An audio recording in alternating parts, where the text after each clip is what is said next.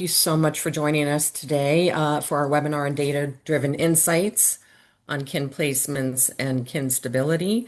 My name is Melissa Devlin, and I'm the Assistant Director here at the Grand Families and Kinship Support Network at Generations United. And we have a really interesting presentation planned today, so I'm looking forward to kicking that off. But before we do that, I would like to just, if you haven't already, put your name and organization in the chat. Also, I want to let everyone know that this is a 1 hour webinar, and then following this, we have a 30-minute Q&A session. We are going to be transferring over to a meeting format at that point instead of a webinar, so that we can really dive in face to face on some Q&A. I'm sure there's going to be a lot of interesting questions to cover after this presentation. So a little bit later on in the chat, you will see the login information for that Zoom meeting. So please stick around for those of you who really want to dive in a little bit deeper into some of the information we are presenting today. And by the end of the week, we will send you a copy of the slides and a recording in email. And next slide, please. So just real quick, for those of you who are not familiar with the Grand Families and Kinship Support Network, we are the first ever National Technical Assistance Center on Grand Families and Kinship families. And the network was formed as a result of a cooperative agreement between Generations United and the Administration for Community Living. And we are heading into our 5th year, which is just crazy to think about. But we, with the help of 5 major partners and a great list of subject matter experts, we help government agencies, nonprofit organizations, tribes, and tribal organizations improve services and supports for kinship families and grand families across the nation. And we work to promote cross-system collaboration because, as we all know, there are many systems and community-based organizations around the country that are serving families in this umbrella here that you see. And we're really trying to eliminate silos so that families can be served better and more efficiently. Next slide, please. So these are some of the main ways that we support organizations such as yours. We do provide individualized technical assistance to organizations, tribes, and government agencies, and that all of our support is free of charge. And we will put our website address and request for technical assistance form in the chat. And we also offer professional development opportunities to everyone, both through webinars such as these and also through learning collaboratives that are focused on particular topics of need and interest to our network. If you have not been to our website, I highly encourage you to do so. And if you have been there, I would go back and look again, because we have an extensive array of resources that are newly curated. And you can search on our website through our resource library by topics. And we're just so proud of being able to host something this significant. And we have items and resources being added every single week. So please check back often. And if you're looking for something that you can't find, please complete our request form, and we will try to help you find what you need. And then finally, we're doing some in-depth holistic technical assistance in several jurisdictions across the country. It's a 2-year project, and we are working in Idaho, San Diego, and the United Nations of Wisconsin to really dive in and help promote that cross-system collaboration that I mentioned, and to develop solutions for better serving kinship families that are replicable. And at the end of that project, we will be developing a toolkit that we're hoping other jurisdictions around the country can find helpful as they try to work across boundaries to better serve kinship families. Next slide, please. And now I am excited to present our presenters today. Noah Duncan is the Executive Director at Foster Insights at the University of Chicago. And we also have Jack Tait, who is a data scientist, also at Foster Insights at the University of Chicago. And then we also have Marina Nitza, who's one of our subject matter experts on hand here for fielding questions and providing any additional insights. So, yes, the chief cheerleader. And so I'm just really interested in this topic, and I'm sure you all are too, since you're all with us today. And so I will turn it on over to Noah and Jack. Thank you. Thanks, Melissa. Hey, everyone, we're so excited to be here today. We couldn't imagine a better way to close out National Kinship Care Month than to nerd out with you all here on the call about kinship data. Jack's going to share screen, but Jack and I lead a unit out of the University of Chicago called Foster Insights. We're going to be talking today about some of the work that we've done over the course of our time trying to help child welfare agencies turn their administrative data into impact. Some of the findings we've come across when it comes to kinship data. And so we normally have really conversational sessions. We are really excited to have a more focused Q&A after the conversation today. We're going to have some points throughout our time together where we'll kind of ask for reflections in the chat. Please don't hesitate to ask any questions over the course of this conversation. We kind of see you all really as the experts when it comes to this data. We're the ones who are trying to translate all the messiness of it to things that are useful for you. So really excited to dive in. Jack, if you go to the next slide, just a little bit of background on us. So we're a group out of the University of Chicago, and we try to help child welfare agencies turn their messy administrative data into impact, really with the goal of keeping kids connected to kin and community whenever possible. Even though we're at the university, we're kind of an atypical academic group. We're not publishing academic papers or doing kind of long-term studies with one specific outcome. We're looking at administrative data with child welfare agencies today to try to inform strategy and practice today with the goal of keeping kids connected to kin and community whenever possible. We got started in this space about 4 years ago in the state of New Mexico. We've since also worked with the states of Washington, Michigan, Oklahoma, and newly Montana. I saw some Montana folks in the chat, excited to get to work there as well. We came into this space not knowing anything about child welfare, but with the mandate to try to use administrative data to understand this thing called placement need. We didn't really know what that meant, but as we've kind of dug into this issue more and more through data, we realized that there were kind of two pieces of this placement need pie that were kind of missing from the discussion. One was that there wasn't a lot of discussion about all these amazing relative care placement options for children who are in out-of-home care that reduce the actual placement need that is required for children when they're in out-of-home care, that non-relative placement need. And when you looked at the non-relative placement options that were available on paper, you saw a lot of times homes that maybe hadn't taken a placement in 6 months or a year. They had listed preferences taking 0 to 18, but hadn't taken a placement over the age of 3 throughout their entire time being licensed. So you had this kind of on paper view of what placements were available, but it didn't match the reality. And so a lot of the work that we do is to shift to a more child-centered placement outcomes focused approach to understanding this problem. And we use a framework for this, where, Jack, if you go to the next slide, we take states' messy administrative data essentially on placements that youth experience in their time in out of home care. And we ask really simple questions of that data to try to understand this idea of placement need. We ask, are children with relatives or other kin, fictive kin being a really big piece of that? If they're not, are they in family-like settings? Are they with their siblings? Are they near their community of origin? Questions we kind of hope the answer to is yes, as often as possible.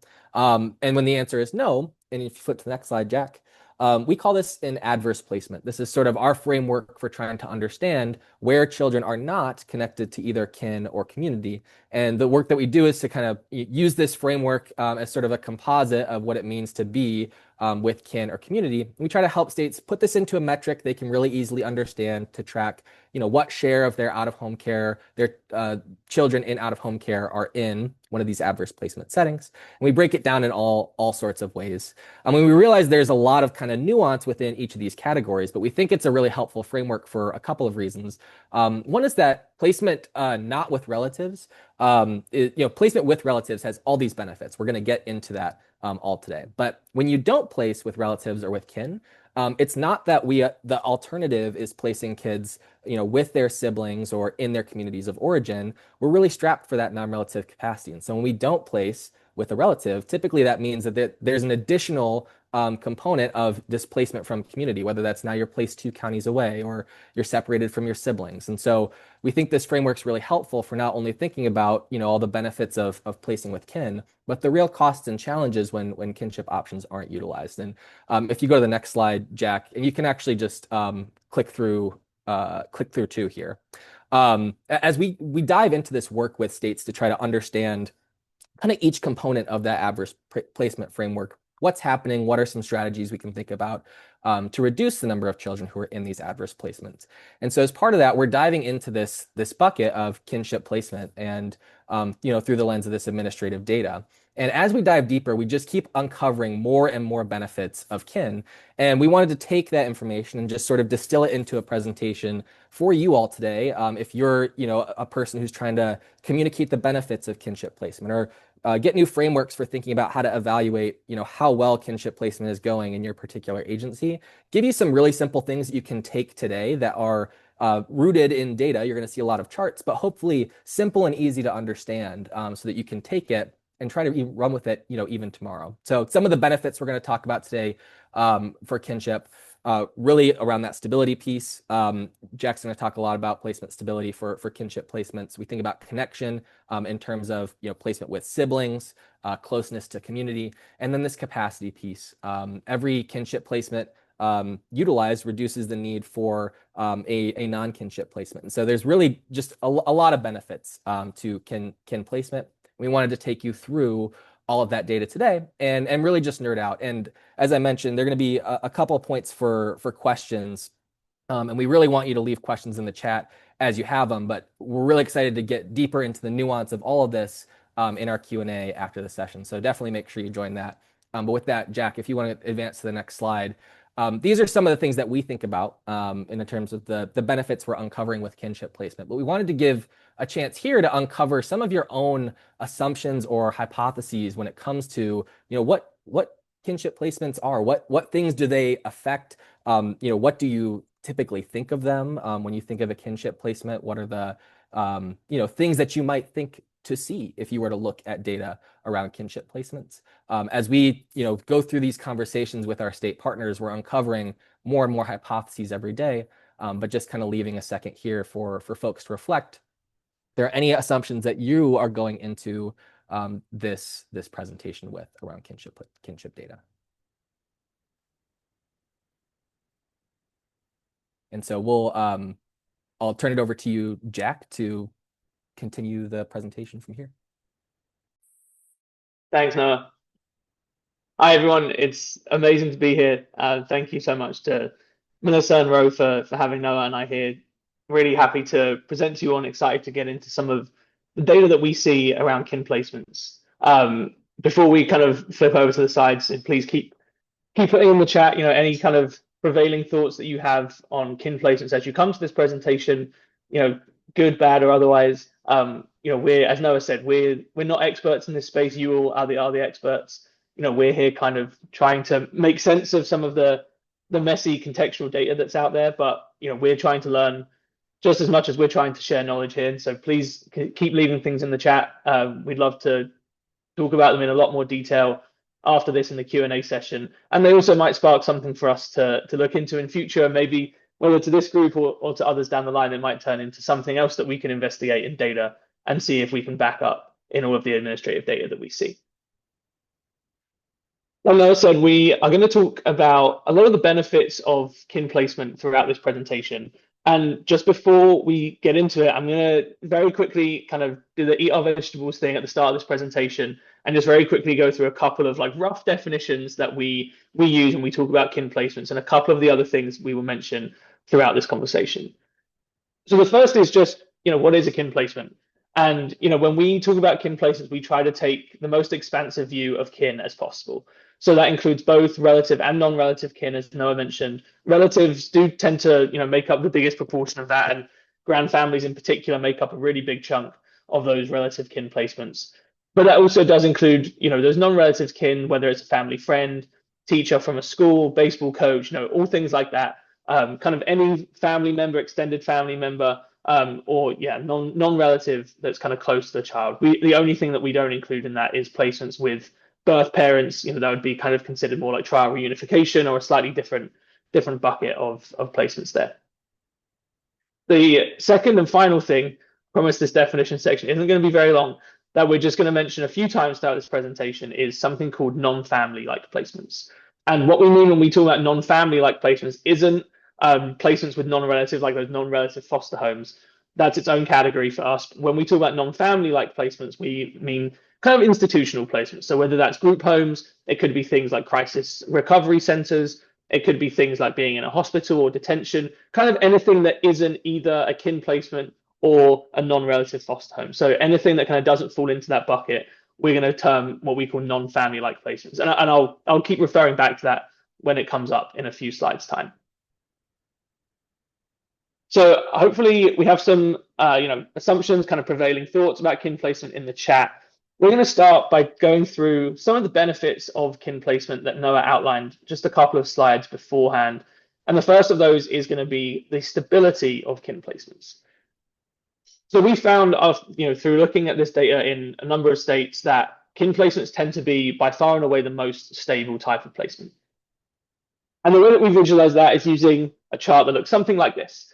So I will say, before we get into exactly what this chart is telling us, just to say everything that you're going to see in this presentation is not real data, just to respect the privacy of our state partners. We're not showing you anything actually from the states that we're working in. But even though it isn't based on their actual data, all of this is kind of illustrating the trends that we would see. So please, if I'm using an example, I'm going to use an example of Cook County, Illinois later.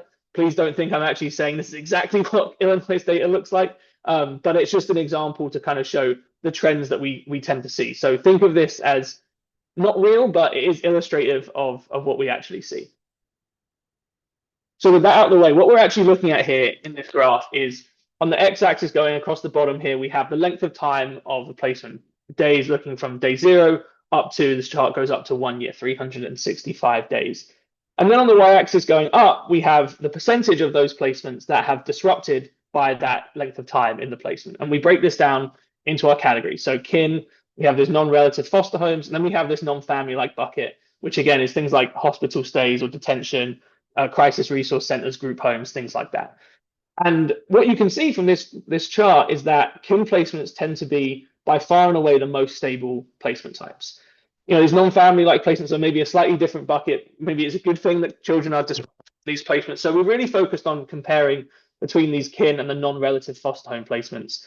And we tend to see that kin placements are, around, and especially until around 6 months in the placement, around twice as stable as foster homes. We might see something like after 30 days, after 1 month of a placement, something like 15% of kin placements have disrupted by then, compared to, roughly half of foster home placements have disrupted usually by that kind of time. So it's a really, really big difference with kin. And we've seen this consistently across every single state, every single jurisdiction that we've worked with, that kin placements are the most stable.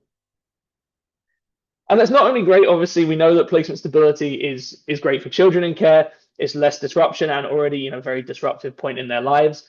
But it's also great for and much better for placement teams too. These are now placements that we're not trying to find, children for whom we're not trying to find new placements as often. It's kind of helping on both ends of the scale here. We're helping the child minimize disruption. Hopefully that means they can have a more stable kind of time in their lives, but it's also helping the foster care system more generally. Not only are we not taking up one of these non-relative foster homes because we're placing with a kin, but it's also more likely that we're not going to need to try to find new placements for that child as often as we would if they were placed in a non-relative foster home. So from the point of view of placement stability, we see very strong and very consistent benefits of these kin placements. The second bucket of benefits of kin placement that we're going to look at is connection. And when we say connection, we mean it in a few different ways that we're going to go through in just a second here. But really, we're going to look at things like supporting connection to parental homes, supporting connection to siblings, and also what benefit that has to the child welfare system at large, as well as the benefits that it has for children actually placed with kin. And so the first thing we like to break down days spent with kin by a bunch of different demographics. We look at this by age, by race, by sibling group size, by location as well. We're going to talk a little bit more about location actually in the next section here.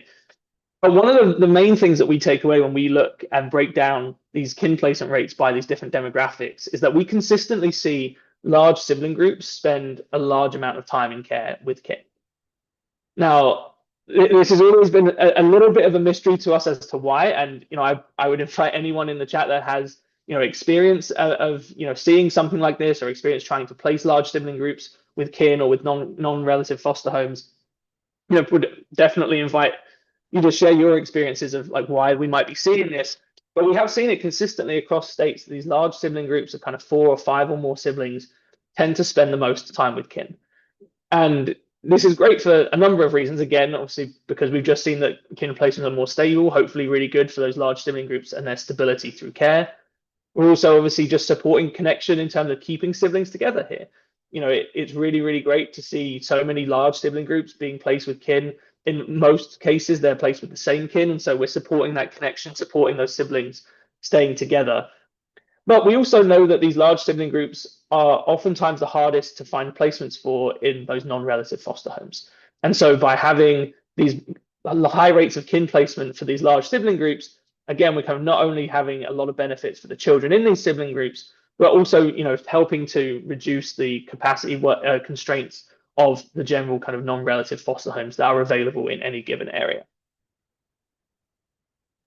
I think the one thing that I would flag here. Can I add one thing on that, Jack? Just one of the really interesting things on that point is that sometimes we hear in places where kinship rates, might be higher. One of the things that, sometimes frontline staff will say is, well, we don't have other options, so we need to use kin. And I wonder if in these cases too, where you have bigger sibling groups, we have less of those non-relative options available. And so we utilize kinship, as this option when it's, really difficult to find those other options. If the question to kind of flip it, if kin are stepping up when we don't have those placement options available, instead of using them as a last resort, how do we kind of flip to using them as a first resort and then really saving those non-relative options for that last resort? So I think it's just kind of an interesting case in addition to what Jack was just saying there on placement availability. And I think a perfect segue into talking about not children without siblings as well. I think one thing that's always been a bit of a mystery to us, like Noah's saying, we've heard from folks that placing these large sibling groups with kin at times is out of necessity. It's just we don't have the available placements in non-relative foster homes for these large sibling groups. And we've kind of wondered if the flip side of that is somewhat at play when we look at children without siblings, because we tend to see that children without siblings are placed with kin at lower rates than we see among these large sibling groups. And we understand that obviously it's going to be impossible to get every single child in care with kin. But we've always kind of, I think, been searching for maybe the reason why we see these children without siblings in care kind of spending less time with kin. We don't know that it's necessarily to do with just fewer kin being available. And we've wondered, maybe it's kind of, as Noah is saying, maybe because these children without siblings are slightly easier to place with non-relative foster homes. There's just, it's easier to place an individual child than a sibling group of 4 or 5 or 6 with a non-relative foster home. Is that kind of reducing some amount of urgency in terms of the need to find a kin placement, and what effect is that having on their amount of time spent with kin? So I think some interesting patterns that we tend to see across all of the states that we work with in terms of the time spent with kin across these different sizes of sibling groups. I think Esther in the chat just made a really interesting point, kind of the converse, that if we have more non-relative options available for those kids without siblings, we might utilize those in these cases where it kind of flips for the others. Yeah, that's super interesting. I would love to discuss more about this in the Q&A afterwards. I think it's learning more about the nuance of of that kin finding piece, and understanding to what extent are kin available? Are they the most suitable kin? All that stuff is, I think, an area of this that obviously we can't really get to in the data. And so leaning on experience of people actually in the field kind of making these placements really helps kind of put a lot more context behind just these kind of cold numbers that you see on the screen. The second way that we look at the way that kin placement supports connection is just by distance. So as Noah mentioned at the beginning, in our kind of adverse placement framework, one of the buckets that we look at is placements far from home or out of county. We think it's really key to support children staying as close to home as possible while they're in the child welfare system. Hopefully can ensure that they don't have to move schools, just helping to support, again, kind of minimizing disruption. It also makes it easier for workers to do visitation, to support not only their own visitation, but support parental visitation if that's allowed. So a lot of benefits to keeping children as close as possible to their removal address. And on that front, we tend to see that kin placements are the closest to home compared to foster homes or those non-family like placements.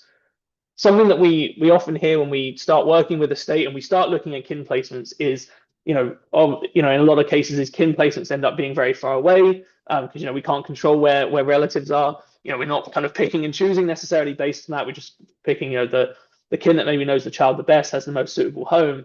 And so we really wanted to dig into that and see if we could unpack what kin placements are like in terms of their distance to home. And we think this is a really, really positive finding that in every single state that we've worked in, we have found that kin placements tend to be the closest placement type to a child's removal address. And the specific numbers here, this is kind of a rough approximation of what we tend to see here. This is done in drive time. If we broke this down just by raw distance or by the percentage that we're in or out of county, it would look very similar here, kind of order of magnitude in terms of kin placements being pretty, significantly closer to home than foster homes. And then those non-family like placements, understandably, because they're often in kind of institutional settings that might not be as readily available, tend to be the furthest away. This is the last time I'll interrupt you, Jack, but I just wanted to, just something Please in the keep chat, going. something in the chat that was mentioned was sort of difficulties with out of state kinship placements when they're identified, because different states have different definitions of kinship. And I think kind of on that, like there is this perception, and I think just a general theme across all of the things that we're talking about today.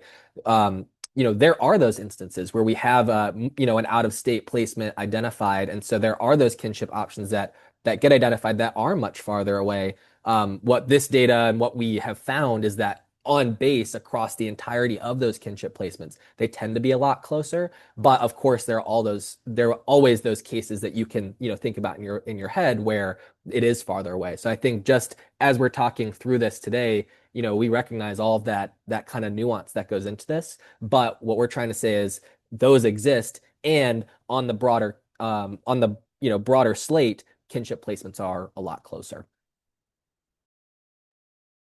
Yeah, I think that's a really important point in that, as we come at this, as I said before, the data is cold in a lot of ways, and we're kind of looking at these aggregated trends, which is really important and does kind of get us to what is the most likely scenario in all of this. But there is a ton of nuance in all of this, and it's kind of what we hope to get into in the Q&A afterwards. I guess the last thing I'll say is I mentioned a second ago about kind of minimizing drive times, not only for children and parent visitations, but also for staff kind of doing visits. And I just want to share an anecdote we heard from a county in North Carolina. The county supervisor worked out that all of their staff, all of their kind of visitation staff over the past year had driven the equivalent of 7 times around the earth on all of their trips, trying to visit placements, check in with foster homes and with kin caregivers. And so just this is, I'm sure I don't need to say this to everyone here preaching to the choir, but just the effort and the time that it takes to drive all these really long distances to placements far away from where your staff are based is a huge drain on staff resources, on staff time. And so that's why we think these benefits of kin placement are obviously huge for the child in terms of minimizing disruption to their life, but also in terms of hopefully improving staff's ability to spend time having real impact and not having to spend so much time just having to drive from placement to placement that's super far away. The last way that we are going to look at connection here is also just looking at connection back to parental homes and moving out of care. So what you're looking at here in this bar chart is by placement types of kin, foster homes, and those non-family like kind of institutional settings, the percentage of those placements that end in either a move to trial reunification or exiting care. So we bucket those as permanency, which means either moving to a parental home while still technically being in care in a trial reunification stage, or just exiting care altogether. And we tend to see that kin placements result in that move to permanency at much higher rates than placements with foster homes or non-family like settings. Generally kind of on a magnitude of like around twice as many kin placements are ending in that move to permanency compared to foster home placements. And we think this is, really, really important. There is, obviously we're actually kind of in the middle of doing a bit of a study at the minute internally to try and validate this even more, because I think the one thing that's slightly hard in all of this is that there might be reasons why those, kiddos who are placed with kin may have just been more likely to leave care quickly anyway. Maybe they had slightly less complex needs. Maybe their case was slightly easier to deal with in terms of the reasons they came into care in the first place. And so we're currently actually trying to sort of do a little bit of a study internally at Foster Insights to understand, even if we can control for all of those things like behavioral need, age, length of time in care, all of those things, is it still that kin placements are more likely to lead to that exit in care? And at least in our preliminary results so far, it is appearing that kin placements are better at supporting that transition to permanency. But hopefully we will have something to validate this even further in the coming months. And then the final kind of category of benefits of kin placement that Noah outlined at the beginning is capacity. This is, maybe the kind of most obvious benefit of kin placements, in that we're simply just not taking up non-relative foster homes. And so every additional child in care placed with kin is an additional foster home bed that can be used to place a child for whom we can't find suitable kin. And we're going to kind of highlight this using an example I mentioned before about Cook County, Illinois, where we're based in Chicago. So we're going to kind of use an example of Cook County to illustrate a trend that we tend to see specifically in big cities across the country. Before I go any further, I do want to say, especially if there are any folks from Illinois on the call, this is all fake data. We haven't actually worked in Illinois before. This is purely for illustrative purposes. We don't know specifically if this happens in Chicago. I think it's a good bet that it does, just based on what we've seen in other cities around the country. But we're purely just using this example because it's our home city as a way to illustrate what we've seen in other cities across the country. And where this starts is really just that, in every single large city, in every state that we've worked in, we typically see that there are just many more children in care than there are non-relative foster homes. I don't think this will be a huge shock to many people on the call that there are, foster home shortages everywhere, but particularly acutely in those large cities. And so what that means is that even if we utilize these foster homes absolutely perfectly, we fill every single available bed on every single day, we're still going to have quite a large group of children for whom we just don't have any available options for these non-relative foster home placements, at least not if we want to keep them, close to home. And so because of that foster home shortage, all of these children, they end up, if in the absence of kin placements, they end up having to be placed kind of all over the surrounding parts of the state. We see this consistently, as Noah mentioned, the states we've worked in off the top here, we've seen it consistently in all of these states, that these large cities, because of the foster home shortages in those areas, tend to place really significant pressure on capacity in all of the surrounding areas. Here we just have this map of kind of the surrounding areas of Chicago and a little bit of Illinois. And those areas do tend to feel this most acutely in terms of a lot of children going to kind of immediate suburbs, maybe some slightly farther out suburbs, but we even see it placing pressure on areas the entire way across the state. And so it's having, really, really big impacts in terms of, taking up that available foster home capacity.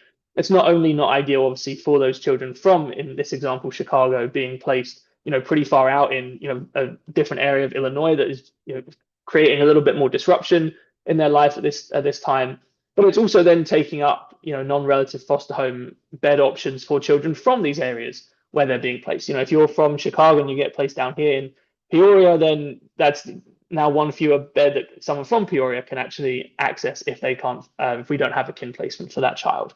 And so kind of really big impacts here on both children from the large city and from children in the areas where they're being placed. The beauty of kin placements, though, is that they can somewhat overcome this foster home shortage. And so what we tend to see is that we love mapping things. And so what you're looking at here in this map on the left is just the proportion of days spent with kin. And what we tend to see is that in these big cities, we see a lot of kids placed in kinship placements. This is brilliant, and it really, really helps to mitigates some of the impacts of that foster home shortage. And to Noah's point earlier about, maybe the reason we see some of those larger sibling groups placed with kin more frequently is just kind of out of necessity. We just don't have the non-relative foster home options to place those bigger sibling groups. We think we see a very similar kind of phenomenon here in these big cities where placing all of the children that come into care with non-relative foster homes just isn't going to be feasible. Kind of the urgency, the necessity to place with kin is then just ramped up a little bit more. And we end up generally seeing that these big cities have, some of the highest kin placement rates of across all of the states that we work in. So again, obviously great for the children who are placed with kin, but in this section, we really want to just highlight that additional capacity that it provides the entire system. It's limiting those out of county, those far from home foster home placements that we talked about at the very beginning, but it's also helping to alleviate, to some degree at least, the pressure on those surrounding counties. That's not only good for the children who are placed with kin from these big cities, but also makes a lot more placement options available. There's non-relative foster home options available for the children in some of the more suburban or rural areas that, in the absence of kin placements, would be getting a lot of children placed there from the big cities. And so to the extent that this isn't happening in a big city area and actually maybe kinship rates are lower there than they are on the rest of the state, increasing kinship rates in those areas can be a real positive strategy, not only for keeping more children local, but to Jack's point, kind of relieving capacity in the rest of the system so that more children can be placed in their own communities and not sort of taken up when, in the absence of those other options, those children get placed in other counties. So it's a really positive strategy, not just from a placement need perspective, but system capacity wide.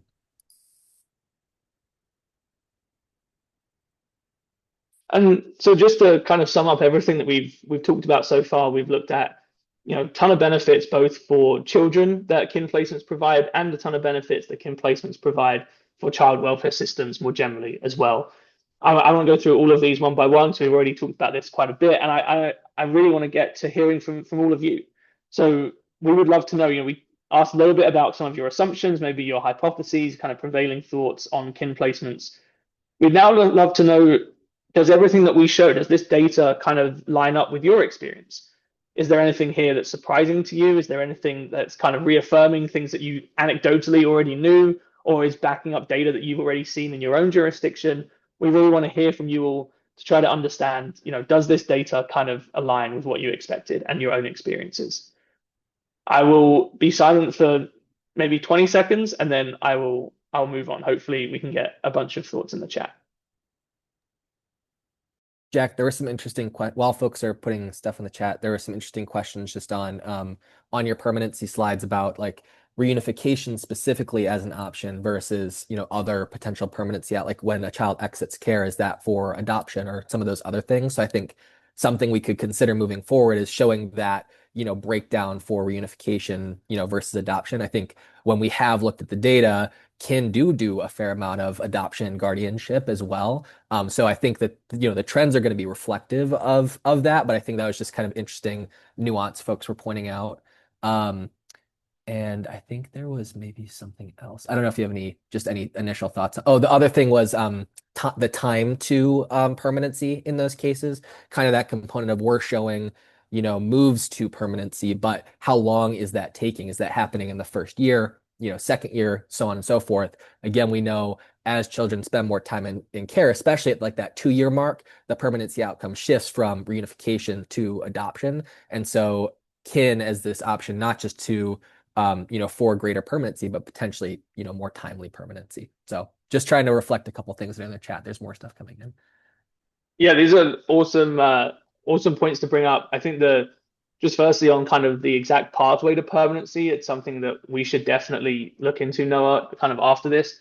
In some states, we don't have quite enough data in terms of like the exit reason from care, but where we do have it, we will definitely look into that. Like Noah said, as we have looked at it a little bit, we have kind of seen that there are still a number of kin adoptions, but I don't know exactly how it compares to the rate of adoption from foster home placement. So we will absolutely look at that.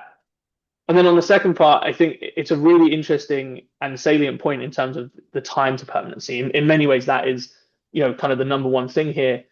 We haven't specifically looked at time to permanency, but I mentioned kind of as we were looking at that kin stability piece about, trying to understand if even once we control for things like age and behavioral need and time in care, whether placements are still the most stable.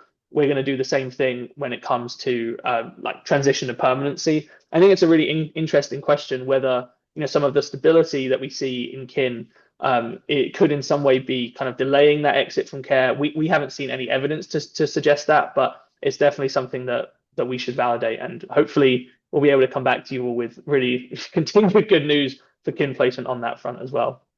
Yeah, this is just getting a lot of fuel for when we do this next year for National Kinship Care Month. There's just a couple other points. Someone asked about safety issues, maybe like maltreatment in care. I don't think that's something that we've necessarily looked at before, but when it comes to myth busting kin as an option, you'd probably want to see, are there lower rates of maltreatment in care for kin versus for those non-relative kin? I think that's something that's really interesting. I think the stability charts kind of reflect that those placements are more stable, so there's not as much of a reason for disruption. So I would think that probably lower rates, but something really interesting to look through in future moves or in future data. And then I think Toy Lin, I don't know if I'm getting your name correct, but was asking about kin to kin moves. So I think your next flow of slides is going to be really relevant for that. Yeah, exactly. We love it when people preempt where we're going next, because it means we're hopefully on the right track. If your mind is going there, then hopefully we can reflect some of that. And I'll just say thank you to everyone for putting so much good stuff in the chat. Hopefully, we'll be able to see a bunch of you at the Q&A right after this and talk about some of this stuff in more detail as well. So Noah mentioned about these kind of kin to kin moves. That's going to be our final section that we look at. Just before we get there, we have one more short section, really just focused on exactly how to measure placement with kin. So in a lot of the jurisdictions that we've worked with and others that we've spoken with, we hear a lot about this metric of first placement with kin being, kind of the metric that is being tracked in a lot of cases to understand, how well a system is doing at that kin finding aspect. And we think that's a great start. And the first placement with kin is a super important metric. We've shown a lot about benefits with kin, and if we can get as many children as possible with kin immediately, that's obviously going to be a huge benefit for them in their time in care. But we think that we can go a step further and kind of get a slightly more all-encompassing way of measuring kin placements. That just looks at how much time they spend with kin across their entire time in care. So the way we're going to try and kind of illustrate why we think that's important is starting here with this graph. And so what we're looking at here across the kind of horizontal axis here, we have the days since the child's removal. And then on the y-axis here going up, we have the percentage of children with kin on that day in care. And so what you'll see here is that, and again, we've seen this across every state we've worked with, we have this pretty steep increase that happens pretty quickly after children come into care, kind of lasting all the way from their first day until around sort of day 30, around a month after their removal. We see that, pretty rapid increase in the percentage of kids with kin, which is great. It obviously means that, early on in care, a lot more children are being placed with kin as we go through that kin finding process and find suitable kin with which children can be placed. And so after that first month, you'll notice here that this graph really plateaus. It really kind of tapers off. And we see the share of children with kin doesn't really change very much after a month. That kind of increase doesn't continue happening, and we see everything kind of flatten out. That flat line doesn't necessarily mean that there are no children coming into kin. New kin placements are happening, both kin to kin moves, like someone mentioned in the chat, but kind of more saliently for this specific chart, getting children from non-relative foster homes or from non-family like placements moving to kin placements that, absent anything else, would be making this line go up. It's just that we're also seeing, despite kin placements being the most stable, some of them do still disrupt. And so we're kind of seeing that, yes, there are children newly coming into kin placements, but kind of at roughly the same rate, children are also leaving kin placements due to placement disruptions. The reason we bring all of this up is just to say that children's experiences in care, in terms of how much time they spend with kin, it changes and it's fluid all throughout their time in care. And by relying solely on a metric of first placements with kin, we think there are two risks that we want to flag. First, it's that we might not account for all of these children that are placed with kin pretty quickly after they come into care, but just not immediately. So, like I said, we kind of see this rapid increase sustained all the way until kind of a month after children come into care. That means, if they're not placed with kin after, let's say, a week, we're still getting a number of children newly placed with kin after that first week in care that we probably wouldn't be capturing if we only looked at first placements with kin.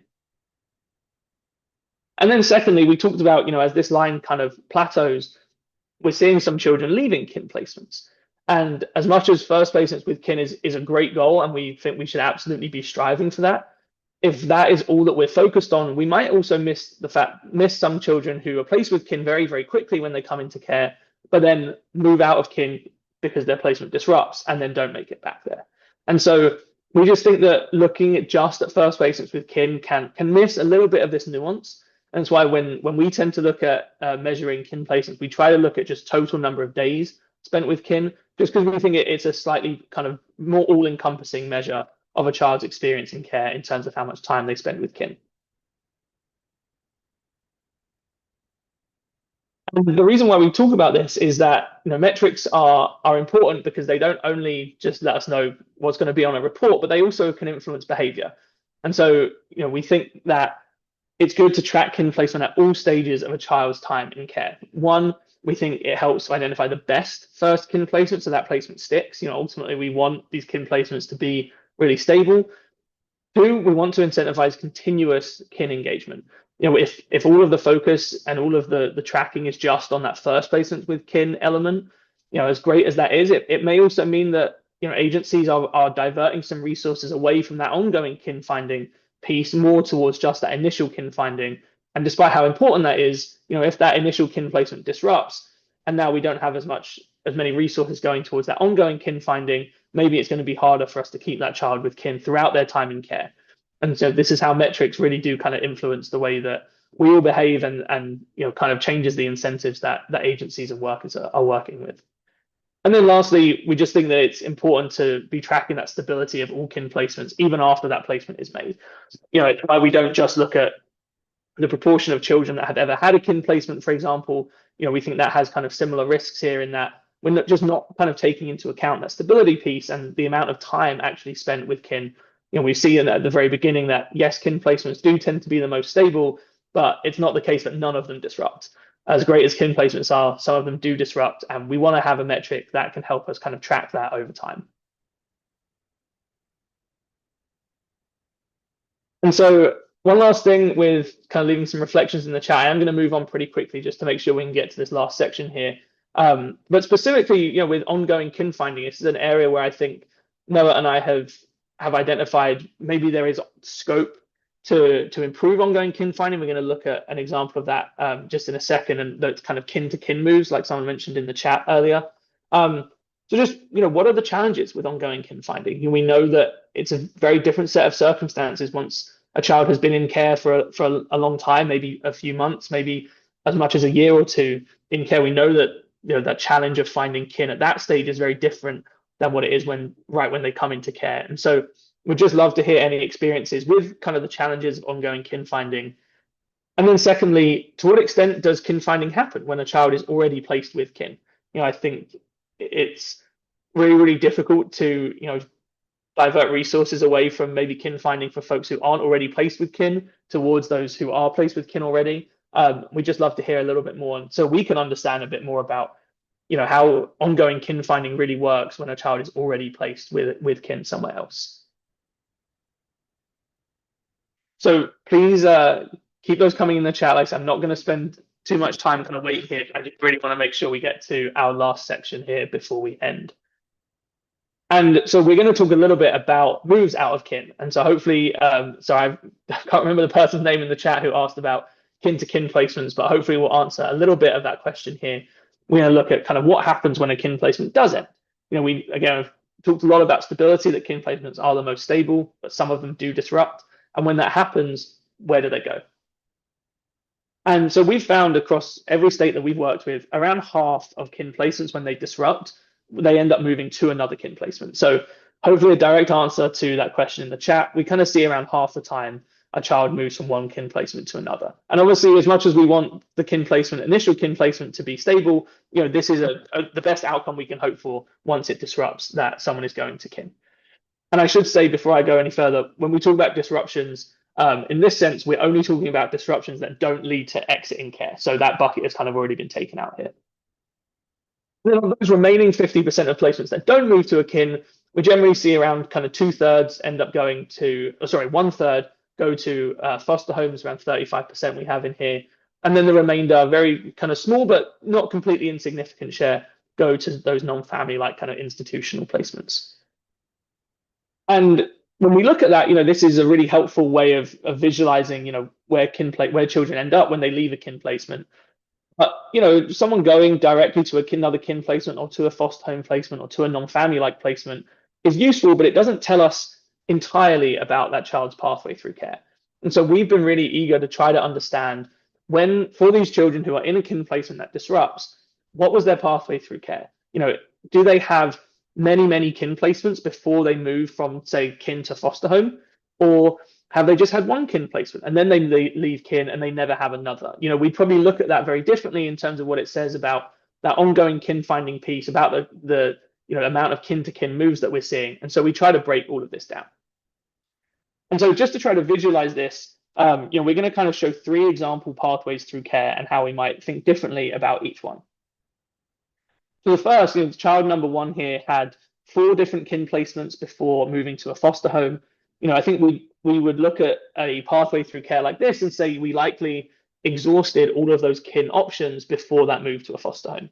And maybe all of these kin placements kept disrupting because of behavioral need. Maybe there was family dynamics that meant they couldn't be a stable placement anymore, regardless of the reasons why. It seems that ongoing kin finding here was actually really effective at finding these additional kin placements, and for whatever reason they just didn't stick, and that child eventually probably ran out of kin options and moved to a non-relative foster home. We'd probably think a little differently about a scenario like this, where this child number 2 was in a kin placement, they moved to a non-family like placement, but then they returned to kin immediately after. And again here, we probably look at this and think that ongoing kin finding was doing a really good job, and maybe that non-family like placement was a short-term hospital stay, or maybe there was some kind of personal crisis happening that meant needing to move to like a crisis recovery center or something along those lines that led to this non-family placement, but they immediately returned to kin. And so, again, it seems like ongoing kin finding was super effective at, making sure this child stayed with kin for as long as possible during their time in care. And then the final one that we'll look at, kind of a slightly different bucket, is this child number 3 and this pathway through care. So what you see here is that child number 3 had one kin placement initially, and then they moved to a foster home, and then they kind of oscillated between non-family placements and another foster home placement. And I think when we look at this pathway through care, we'd probably look at this and think that maybe ongoing kin finding could have helped. This child had one kin placement and then didn't have another, despite clearly spending a significant amount of time in care after moving out of that initial kin placement. Obviously, not every child we can find more than one kin placement for. So as Noah has mentioned a couple of times, there's a ton of nuance in all of this, but just kind of showing these as like illustrative examples of things we might think differently about depending on the exact pathway through care. And the way that we try and visualize this is we look at, for those children who move from a kin placement to a non-kin placement, so to either a non-relative foster home or one of those non-family like placements, how many kin placements did they have before moving to a non-kin placement? And that's so what we're seeing on the left-hand side here. And then across the top, how many kin placements did they have after they left that kin placement? And so, in the ideal world, we would see maybe a lot of folks down here in this bottom left corner, if ongoing kin finding was really effective at finding a bunch of different placements, or maybe there was one and then they immediately came back to another kin placement, like we saw in that example of child number 2 in those illustrative cases. What we actually tend to see is that the most children are up in this top left box here. And so what that means is that they had exactly one kin placement. That kin placement disrupted to either a foster home or a non-family like placement, and then we weren't ever able to find another kin placement for that child. Again, just want to call out, as we have done throughout this, there is obviously a ton of nuance here. There might be the case that some of these placements were with kin, and then we found a great adoptive home, and that's why they left that kin placement, and then they were adopted and left care. It could be that we could only find one kin caregiver for this child, and we just simply couldn't find any others despite best efforts.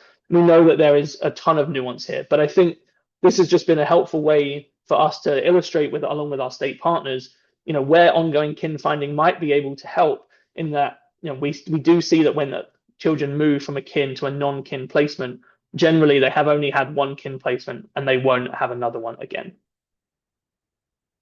So we are almost done here. This is our final slide, just asking for one more reflection. Leave it in the chat or just bring it to the Q&A directly after this.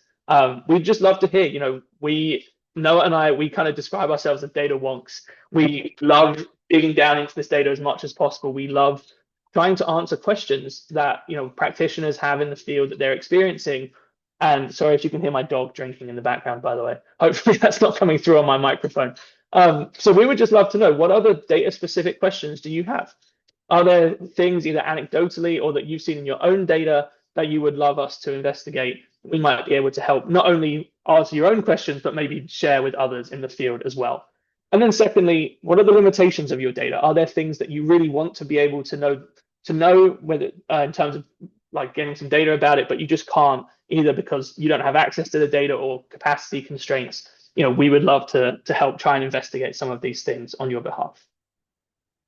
So I'll wrap up and hand back to Melissa now. I just want to say a huge thank you to all of you for attending today, for listening to us drone on for an hour about data. I know that this is kind of hard to sit through at times, but hopefully this just highlighted some interesting trends that you can think about in your own work.